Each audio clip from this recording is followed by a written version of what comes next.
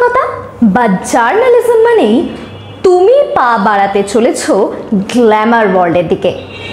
তোমাকে ওয়েলকাম জানাচ্ছে light camera action.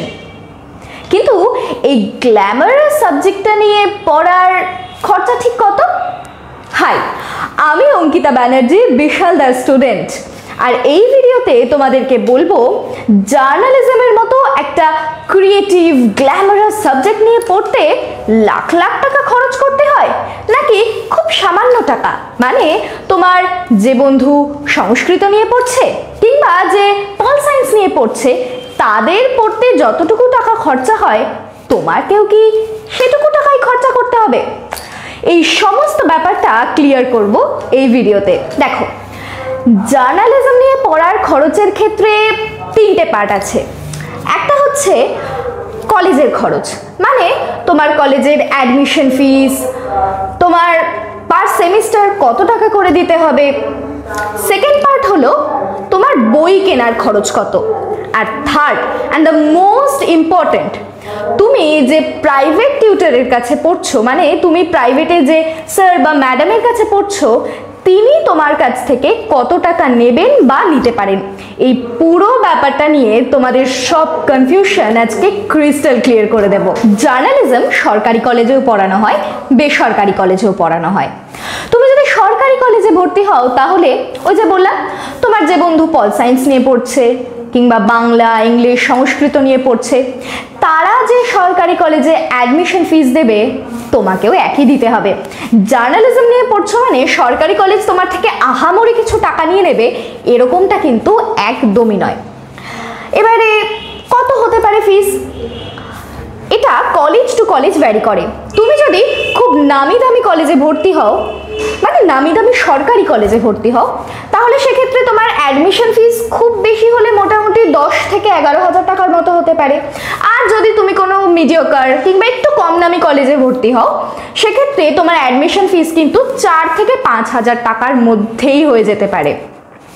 Semester ফিসের ক্ষেত্রেও একই গল্প। কিন্তু যদি তুমি কোনো বেসরকারি প্রাইভেট কলেজে জার্নালিজম নিয়ে ভর্তি হও তাহলে কিন্তু আমি বলবো লাখ লাখ টাকার গল্প আছে। কিন্তু মজার বিষয় হলো পার্থক্য কিন্তু সরকারি বেসরকারি কলেজের মধ্যে খুব একটা কিছু নয়, মানে পড়াশোনার দিক থেকে খুব একটা কিছু নয়। দেখো, সরকারি কলেজে yellow journalism, media agenda setting, রিপোর্টারদের কাজ, দায়িত্ব এগুলো যেভাবে পড়ানো হবে, যা পড়ানো হবে, বেসরকারি কলেজে নিশ্চয়ই এই সংজ্ঞাগুলো পাল্টে পাল্টে যাবে না।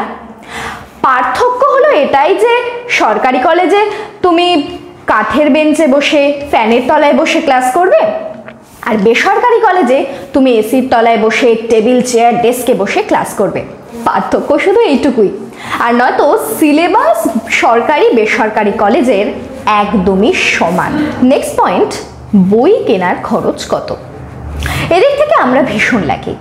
আমরা মানে যারা বিশালদার স্টুডেন্ট, আমরা কোনো কালেই বই কিনি না। কারণ যে যে টপিকগুলো আমাদের সিলেবাসে থাকে প্রত্যেকটা টপিক আমরা ডিটেলসে নোটসগুলো পেয়ে যাই পিডিএফ আকারে আমাদের হোয়াটসঅ্যাপে।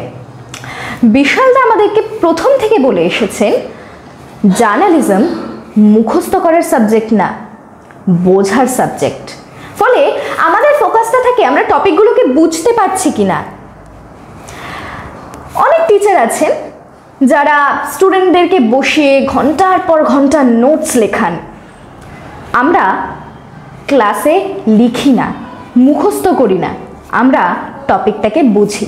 ফলে বই কেনার খরচ আমাদের 0। এবার আসি সব থেকে গুরুত্বপূর্ণ টপিকে, প্রাইভেট টিচার। কোনো কোনো প্রাইভেট টিচার 700 থেকে 800 টাকা নিয়ে থাকেন, কেউ কেউ আবার নিয়ে থাকেন 1000 টাকা। তবে তুমি যে প্রাইভেট টিচারের কাছে পড়বে তাকে একটা প্রশ্ন করে নেবে ভর্তি হওয়ার আগে, স্যার বা ম্যাম, আমি যে আপনার কাছে পড়ছি আমার পড়াশোনা শেষ হওয়ার পরে আপনার কাছ থেকে আমি কাজের সন্ধান পাবো তো? কোন মিডিয়া হাউস জার্নালিস্ট নিচ্ছে সেই খোঁজটা আপনি আমাকে দেবেন তো?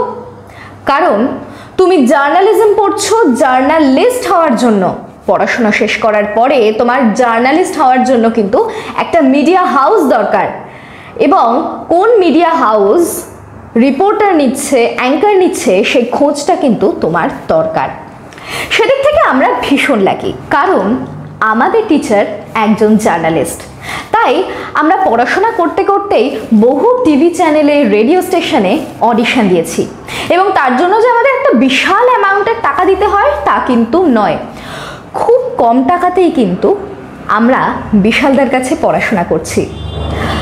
সো একটাই কথা বলবো, তুমি কোন কলেজে পড়ছো, কার কাছে প্রাইভেট পড়ছো, এই প্রত্যেকটা বিষয় কিন্তু স্টেপ নেওয়ার আগে একবার ভালো করে চিন্তা করে নেবে, কারণ ভুল জায়গায় সময় নষ্ট করাটা কিন্তু বড্ড আফসোসের। দেখা হবে অন্য কোনো একটা ভিডিওতে। আপাতত বাই।